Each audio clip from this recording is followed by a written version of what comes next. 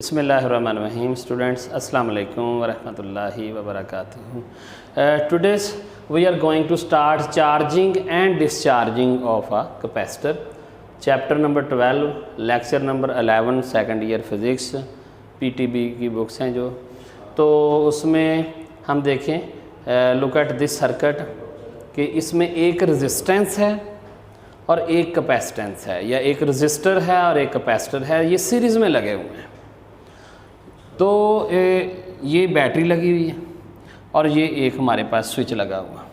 अगर ये इस तरह सर्किट स्विच ऑन करेंगे, एस को ए से मिलाएंगे अगर हम, तो ये पॉजिटिव टर्मिनल है और ये नेगेटिव टर्मिनल है। तो क्या होगा, इस कैपेसिटर की प्लेट के पास फ्री इलेक्ट्रॉन्स होते हैं, ये मेटल का बना होती है।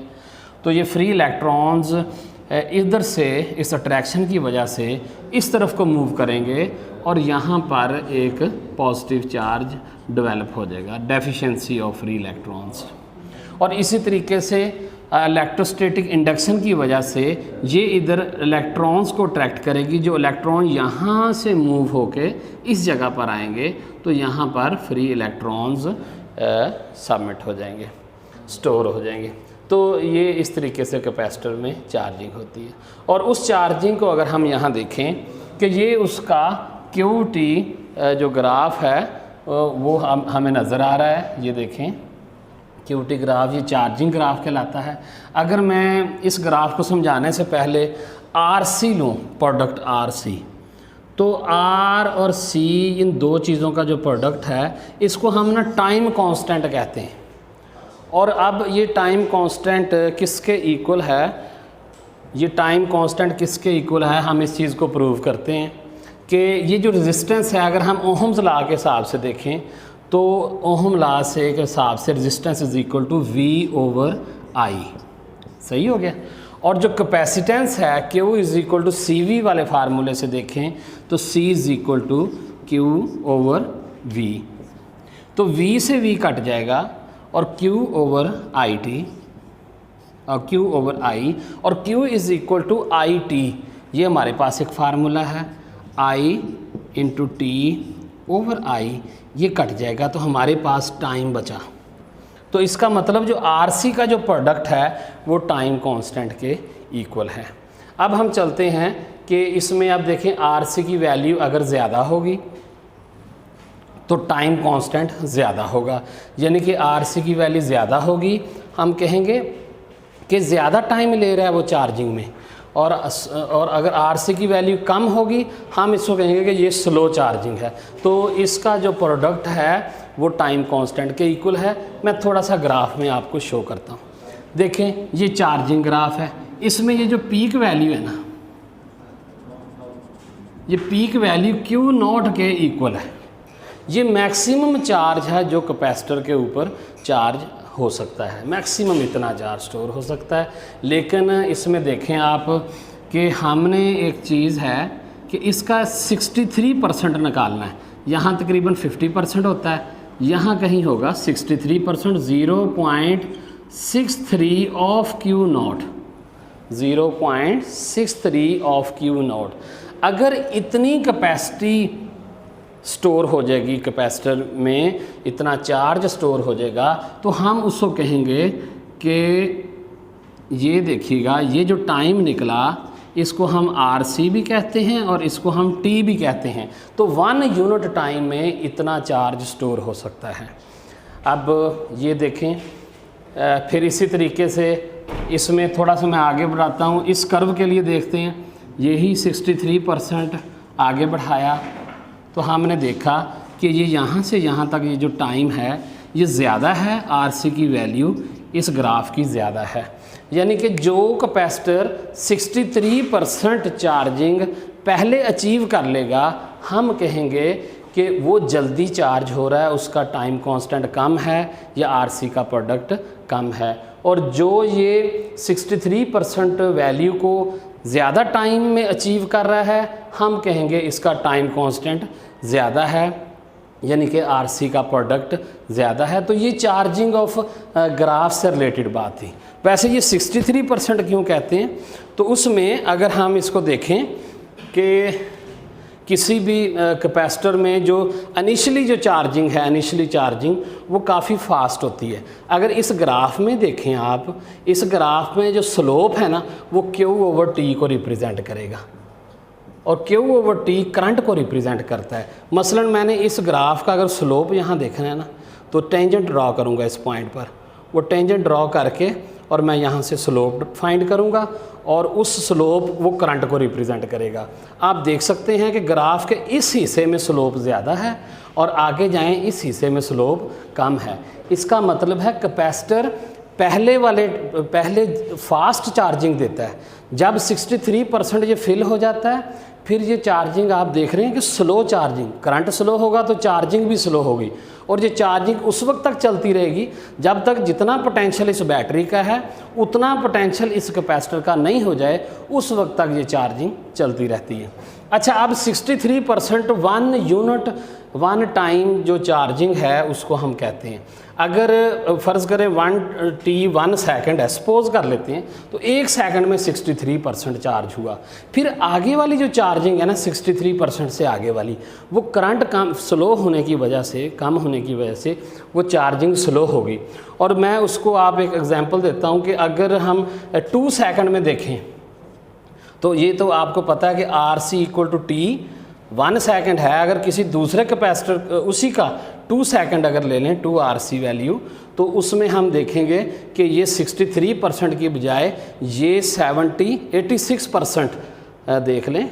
यहाँ से इसी को देख लेते हैं कि 86% तकरीबन यहाँ बन जाएगा, तो ये 86% चार्जिंग लेगा। और 2T में अगर इस तरह अगर RC 1 सेकंड है, अगर RC 2 सेकंड है, RC 1 सेकंड है और 2 टाइम में ये हो जाएगा 86%। और इसी तरीके से ये 3T टाइम में फ़र्ज़ करें 3 सेकंड है, तीसरे सेकंड में ये 86 की बजाय 90% या 91% के लगभग हो जाएगा। दोबारा बताता हूँ, पहले टाइम में 63% चार्ज होता है, उतने ही टाइम में ये 86% होता है और फिर उसमें उतना ही टाइम ऐड करते जाएं, 1 सेकंड सपोज हो सकता है ये RC 2 सेकंड निकले, लेकिन अगर 1 सेकंड निकला है तो मैं उस हिसाब से आपको समझाने की कोशिश कर रहा हूँ कि 3T टाइम में ये 91%। और अगर मैं इसको आगे थोड़ा सा और देखूँ कि 4T टाइम में ये तकरीबन 96% चार्ज हो जाएगा कैपेसिटर और यहाँ तक चार्ज हो जाएगा। और 5T टाइम में ये तकरीबन 99% हो जाएगा। ये 5T में है, ये 1T टाइम में, ये 2T टाइम में, ये 3T टाइम में, ये 4T टाइम में और ये 5T टाइम में हम तकरीबन कहते हैं कि कैपेसिटर जो है ना वो फुली चार्ज हो गया, क्योंकि कैपेसिटर को फुली चार्ज होने के लिए इन्फिनिटी टाइम चाहिए। तो खैर अभी हम ये थोड़ा सा वापस टॉपिक में आ जाते हैं। तो ये तो मैं क्वेश्चन का आंसर दे रहा था कि 63% क्यों लेते हैं, क्योंकि 1T टाइम में कैपेसिटर 63% चार्ज होता है। अब हमने अपना स्टैंडर्ड Q0 नहीं रखना, हमने अपना स्टैंडर्ड रखना है कि 63% कैपेसिटर कितने टाइम में चार्ज हो जाता है। तो आगे अब ये देखें, ये कैपेसिटर थोड़े टाइम में चार्ज हुआ और ये वाला जो है ये ज़्यादा टाइम में चार्ज हुआ, तो इसकी जो टाइम कांस्टेंट है वो कम है, ये जल्दी चार्ज होता है। और इसका ग्राफ का टाइम कांस्टेंट ज़्यादा है, जिसका टाइम कांस्टेंट ज़्यादा है हम कहेंगे उसकी RC वैल्यू ज़्यादा है। तो मैं इसको लिखूँगा, इसकी RC वैल्यू ज़्यादा है और इसकी जो RC वैल्यू वो स्मॉल है। मैं ये बात इसके लिए लिखूँगा। अच्छा, अब थोड़ा सा हम डिस्चार्जिंग की तरफ चलते हैं।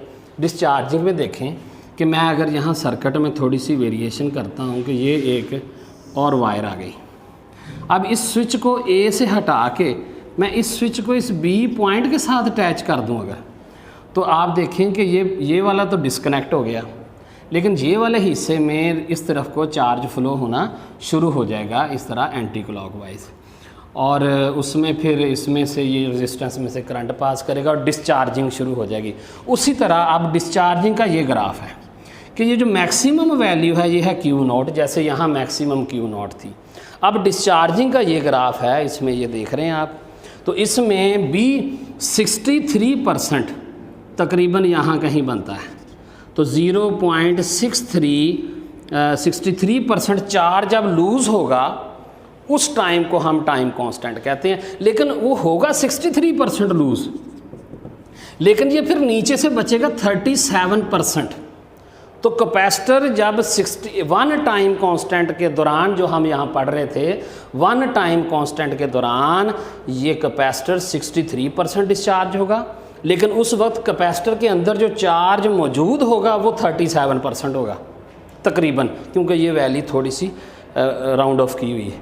तो इसी तरीके से तो यहाँ हम इस वैल्यू को लेंगे। अब जो इस वैल्यू में जल्दी पहुँचा, ये थोड़े टाइम में पहुँचा आप देख रहे हैं, तो इसकी आरसी वैल्यू कम है, इसकी आरसी वैल्यू लेस है। और ये वाला कैपेसिटर इस वैल्यू पर लेट पहुँचा, ज़्यादा टाइम उसने लिया, तो इसकी आरसी वैल्यू ज़्यादा है, इसकी आरसी वैल्यू मोर है, इसकी स्मॉल है इस वाले की। तो ये आप देख लें, मैं यहाँ भी लिख देता हूँ, आरसी वैल्यू इसकी ग्रेटर है और इसकी आरसी वैल्यू वो लेस है, स्मॉल है। तो ये इस तरीके से हमें चार्जिंग और डिस्चार्जिंग ख़त्म हुई। तो इसमें बेटे ये एमसीक्यू बनते हैं थोड़े थोड़े जो मैंने आपको मेंशन कर दिए हैं। अगर मैं इसी के हिसाब से कहूँ कि आरसी का जो प्रोडक्ट है, फ़र्ज़ करो रेजिस्टेंस जो है वो 1000 ओम है, सपोज़ कर लेते हैं, और कैपेसिटर जो है वो इसी तरह माइक्रोफैरड या मिलीफैरड में है। इन दोनों का प्रोडक्ट एक आंसर आएगा, उस आंसर को टाइम कांस्टेंट कहते हैं और उसका यूनिट सेकंड होगा। ठीक है, तो वो 1 टाइम कांस्टेंट में 63% कैपेसिटर चार्ज होता है, 2 टाइम कांस्टेंट में 86%, 3 टाइम कांस्टेंट में तकरीबन 91%, 4 टाइम कांस्टेंट में तकरीबन 96%, 5 टाइम कांस्टेंट में 99% कैपेसिटर चार्ज होता है। डिस्चार्जिंग भी इसी तरह, 1 टाइम कांस्टेंट में ये 63% डिस्चार्ज होता है, 2 टाइम कांस्टेंट में 1 टाइम कांस्टेंट में 63% चार्ज होता है और बकिया बचता है 37%। 2 टाइम कांस्टेंट में ये 86% डिस्चार्ज होता है और बकिया बचता है जी 14%, इसमें कैपेसिटर में चार्जिंग रह गई होगी। 3 टाइम कांस्टेंट में 91% डिस्चार्ज हो जाएगा, सिर्फ 9% रह जाएगी। इसी तरीके से जैसे वो सारी यहाँ लिखी हुई है। ओके जी, this is all about today. ये वाला जो शॉर्ट क्वेश्चन है ये बड़ा इंपॉर्टेंट शॉर्ट क्वेश्चन है कि RC is equal to time, या क्वेश्चन समटाइम ये भी आ जाता है कि ohm farad is equal to second, तो इसमें आखिर में आप सेकंड पुट कर दें, तो ये शॉर्ट क्वेश्चन भी, ये एग्जांपल भी है। ओके जी, this is all about today. अस्सलाम वालेकुम व रहमतुल्लाहि व बरकातुहू।